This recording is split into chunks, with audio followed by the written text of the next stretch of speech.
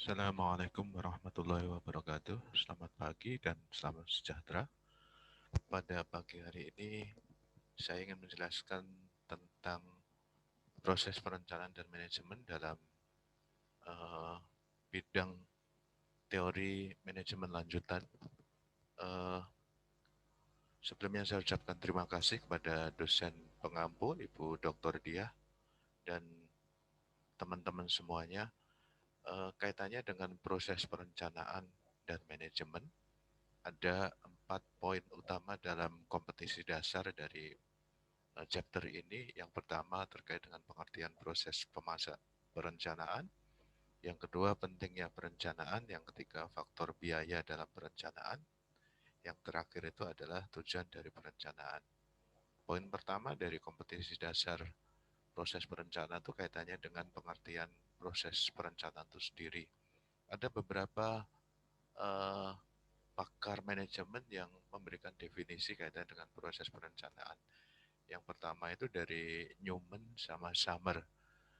Beliau berdua menjelaskan tentang pengertian proses perencanaan, yaitu pemilihan sekumpulan kegiatan dan keputusan-keputusan yang harus dilakukan, kapan dilakukan, bagaimana proses pengambilan keputusan itu oleh siapa dan apa yang akan dikerjakan dalam rangka mencapai tujuan yang ditetapkan organisasi.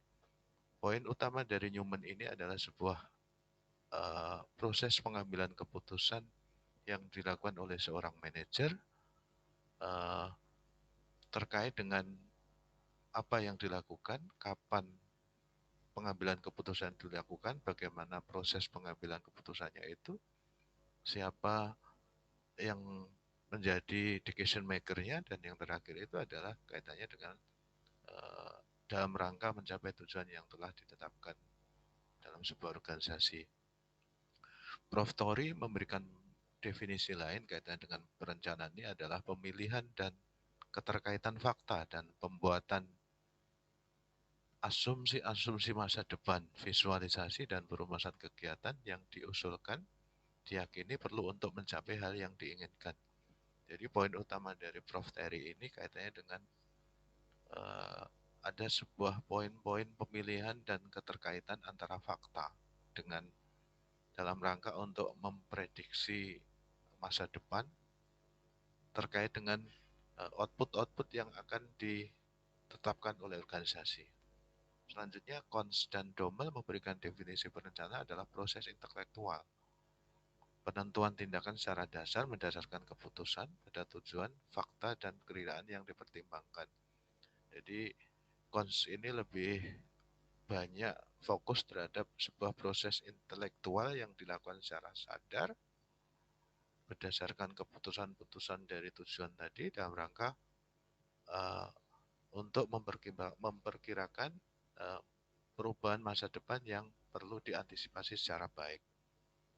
Selanjutnya, Allen memberikan definisi perencanaan itu adalah sebuah jebakan yang dipasang untuk menangkap masa depan.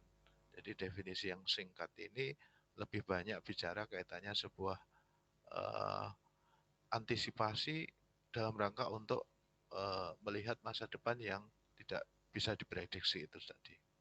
Selanjutnya, Urwitz memberikan definisi perencanaan adalah poinnya adalah sebuah kecenderungan mental untuk melakukan sesuatu secara tertib, untuk berpikir sebelum bertindak dalam rangka kaitannya dengan fakta dari tebakan yang sudah dilakukan tadi. Yang terakhir itu adalah Richard Vermeer sama Berry memberikan definisi perencanaan adalah sebuah proses pengambilan keputusan karena melibatkan pemilihan di antara alternatif dan juga mencakup inovasi. Jadi perencanaan adalah proses decision maker, pengambilan keputusan pada setiap tahap kegiatan yang di organisasi. Jadi Vermeer ini lebih melihat bagaimana proses pengambilan keputusan itu merupakan sebuah kegiatan yang terorganisasi secara baik. Jadi melalui proses perencanaan, tahapan alurnya dari proses perencanaan, proses pengambilan keputusan, berdasarkan tujuan yang sudah ditetapkan organisasi itu akan lebih efektif dilakukan. Selanjutnya, poin kompetensi dasar dari proses perencanaan itu kaitannya dengan pentingnya perencanaan. Jadi perencanaan dalam perspektif manajemen modern bertujuan untuk going concern bisnis. Jadi istilahnya bagaimana sebuah kelangsungan hidup sebuah organisasi dan pertumbuhan bisnis itu bisa terjaga secara baik dalam sebuah organisasi. Jadi bisa dibayangkan kalau sebuah perusahaan tanpa sebuah perencanaan, tanpa sebuah model visi misi perusahaan tadi juga tentu akan memberikan sebuah ancaman terhadap kelangsungan hidup organisasi dan pertumbuhan bisnis yang diharapkan oleh perusahaan tadi. Poin kedua dari pentingnya perencanaan adalah perencanaan merupakan proses intelektual disertai tindakan sadar berdasarkan keputusan yang dilakukan oleh manajer, keputusan yang sifatnya sengaja berdasarkan pengetahuan dan perkiraan yang dipertimbangkan. Jadi poin utama dari pentingnya perencanaan itu adalah uh, bahwa proses perencanaan itu menjadi tanggung jawab sepenuhnya dari seorang manajer dalam rangka melakukan sebuah tindakan yang sifatnya sadar berdasarkan sains, metodologi yang sudah ditetapkan perusahaan tadi itu dilakukan secara baik. Poin ketiga itu perencanaan dan pengendalian tidak bisa dipisahkan dari dua poin ini. Jadi fungsi dari perencanaan itu adalah pentingnya sebuah pengendalian dalam sebuah bisnis tadi. Jadi tentu bisa dibayangkan kalau proses pengambilan keputusan terhadap ketetapan-ketetapan organisasi tadi tanpa sebuah proses pengendalian kan juga sangat memberikan dampak yang tidak bagus bagi perusahaan. Yang terakhir itu adalah perencanaan merupakan fungsi dari semua manajer. Disinilah peran dari manajer tadi terkait dengan kompetisi dasar seorang manajer tadi dalam proses perencanaan itu sendiri. Poin ketiga dari kompetisi dasar proses perencanaan itu kaitannya dengan tujuan perencanaan. Ada beberapa poin kaitannya dengan tujuan perencanaan. Yang pertama itu dengan perencanaan perusahaan bisa mengantisipasi dan memperkirakan kontingensi masa depan yang tak terduga. Jadi perubahan-perubahan yang sifatnya disrupts. Jadi kalau apalagi kondisi saat ini, jadi ya, begitu decouplingnya, begitu begitu uh, ada keterlepasan dari sebuah proses perubahan dari waktu ke waktu tadi. Makanya dipentinglah sebuah proses perencanaan tadi dalam rangka untuk mengantisipasi dan memperkirakan perubahan masa depan yang tidak bisa diprediksi. Yang kedua itu membantu mencapai tujuan yang sudah ditentukan. Jadi ketetapan-ketetapan organisasi yang sudah diputuskan sedari awal tadi dengan adanya sebuah proses perencanaan, proses pengambilan keputusan yang sifatnya sadar berdasarkan sains, berdasarkan keputusan bersama itu akan lebih bagus dalam proses kedepannya. Yang ketiga itu membantu mengurangi persaingan. Jadi tentunya perusahaan akan lebih mudah dalam proses memenangkan persaingan ketika sebuah formulasi perencanaan itu dilakukan secara baik dalam perusahaan. Yang keempat itu adalah mengurangi ketidakpastian. Jadi situasi masa depan, perubahan-perubahan yang sifatnya disrupt tadi, dengan ada proses perencanaan yang bagus, tentu akan meminimalisir proses ketidakpastian itu sendiri. Kelima itu adalah kerjasama dan koordinasi antara berbagai departemen dalam organisasi. Jadi dengan perencanaan yang baik, proses pengambilan keputusan di level fungsional ataupun di level departemen dalam sebuah organisasi itu akan lebih efektif. Jadi teamwork dan controlling itu akan lebih bagus dilakukan ketika ada proses perencanaan tadi. Yang terakhir itu tujuan perencanaan adalah pemanfaatan sumber daya perusahaan dalam operasional. Jadi competitive advantage yang diharapkan sebuah perusahaan melalui strategi RBV misalnya review based view itu akan lebih efektif ketika formulasi perencanaan itu dilakukan secara baik oleh sebuah perusahaan. Poin selanjutnya itu kaitannya dengan faktor biaya dalam perencanaan. Jadi temuan-temuan di lapangan dalam proses perencanaan itu di sini ada sebuah temuan di lapangan banyak manajer telah mengikuti rencana yang biaya lebih besar dari pendapatan yang diperoleh. Tentu ini menjadi sebuah permasalahan dalam proses perencanaan tadi. Jadi pentingnya sebuah budgeting, sebuah formulasi anggaran dalam yang berfungsi sebagai fungsi perencanaan tadi.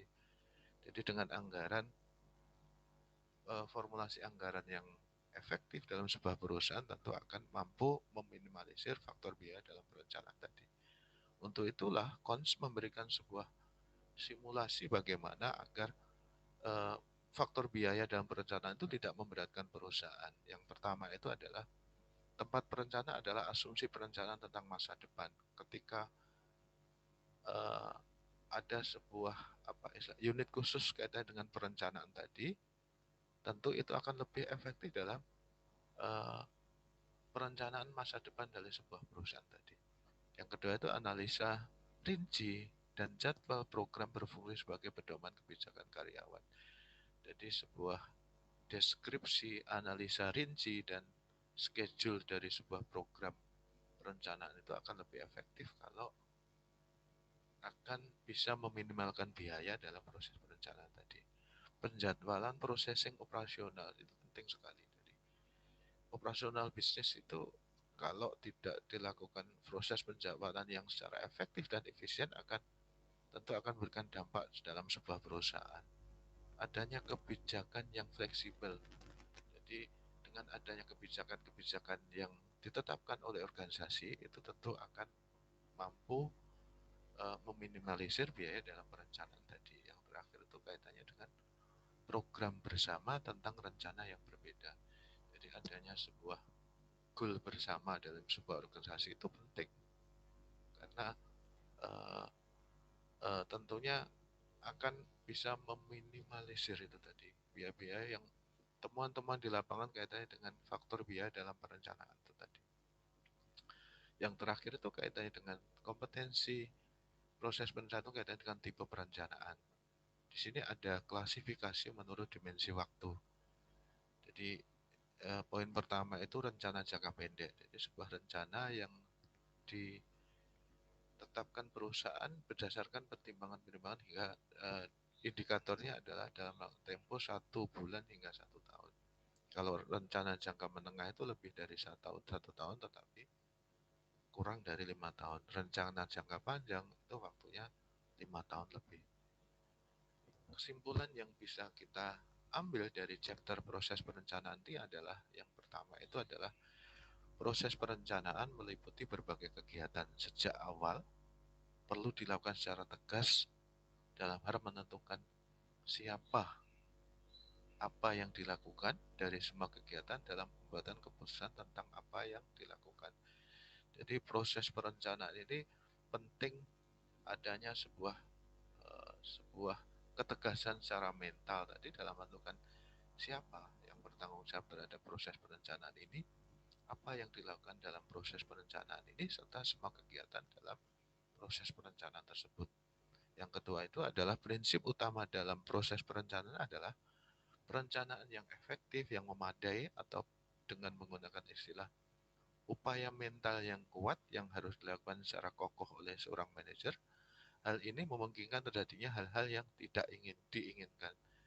Jadi keyword dari poin kedua ini adalah perlu sebuah mental yang baik dari seorang manajer dalam mengawal dari proses perencanaan tadi.